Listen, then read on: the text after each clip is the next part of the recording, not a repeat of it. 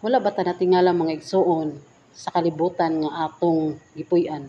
Pidoble ang kadautan, pidoble ang kagubot, bisan asa ta mulanta, bisan asa ta mutan-aw, o bisan unsa atong madungog, puro kabulyang kagubot. Ultimo sa purok sa sityo, gubot kaayo. Samot na gid sa atong nasod, tibok nasod nato. Ug mao ni pangutana sa kadaghanan nganong ing-ani na pagkagubot, pagkadautan ng atong kalibutan. Kung nagtuon ta sa pulong sa Ginoo, kung Kristohano ta, nakabalo na ta ana mga igsoon, kay nahisulat na sa pulong sa Ginoo, nagkatuman na ang pulong sa Ginoo nga moabot ang panahon adunay gyud akong kagubot ug dili pa ni mao mga igsoon. Sinugdanan pa lang ni sa kasamok sa kagubot. Ug unsay rason ug pinaka-rason niani mga igsoon nganong naata sa ing-ani nga sitwasyon sa kagubot?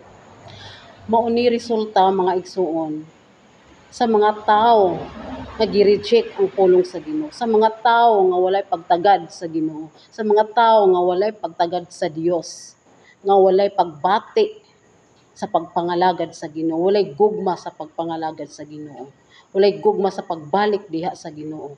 Kay kita gihimugso ta, gihimo ta, gikreita sa Ginoo aron moalagad niya, aron mahigugma og balik sa Dios, aron mag-worship niya, aron mohimaya o magpasalamat, moalagad gayud sa tibuok kinabuhi nato mga igsoon. Pero wala buhata sa tawo, gi-reject sa tawo. Mo ni rason karon mga igsoon, ang dili pagkamatinuohon diha sa Ginoo, walay pagtagad sa Dios, walay pagtagad sa espirituwal na bahin. Dili makahatag og panahon sa espirituwal na bahin kay lunlo na lang material. Kwarta, kwarta, kwarta. Yes, nagkinahanglan tag kwarta mga igsoon. Apan mas nagkinahanglan ta sa tag-iya sa kwarta nga maong atong Dios. Siya ang atong mas gikinahanglan kay mo follow lang na ang tanan. Mao ni karon ang mga resulta.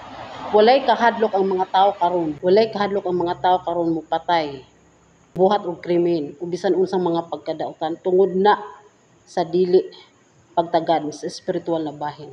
Kay kung nagtagad ta sa espirituwal na bahin, ug wala unta nato rejika ang pulong sa Ginoo mga igsoon, dili ta ingani kagubot. Pero kay nahisulat na ni mga igsoon, moabot ang panahon nga makasing-kasing sa mga katawhan, mga gahi na kaayo, mga gahig ulo, walay plano, walay oras, walay panahon diha sa pag-alagad sa Ginoo. Mo ni mga resulta mga igsoon, mo na di na ta matingala mga igsoon.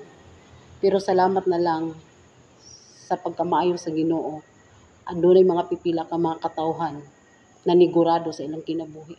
Adunay mga katawhan nga adunay pagtagad sa espirituwal na bahin.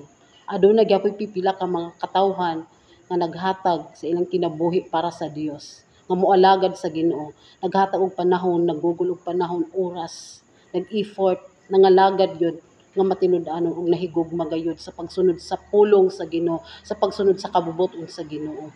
Muna kita mga igsoon, muna kita ang case sa peace mga igsoon, muna kita nga Kristohanon, magbantay ta ug mahimutang mainampuon. Kita ang susi para sa kalinaw ug sa kaluwasan. Mag-ampo ta mga igsoon. Iampo nato atong nasod, iampo nato ang atong mga kaugalingon, ang matag usa ka nato mga igsoon, aron mobalik ang mga katawhan diha sa Ginoo, aron dili na nila i-reject ang pulong sa Ginoo, para magkinaunsa man natong kalibutan naata safety ta sa kamot sa atong buhi na Dios. Hatagan natong dakong pagtagad ang pagpangalagad mga igsoon.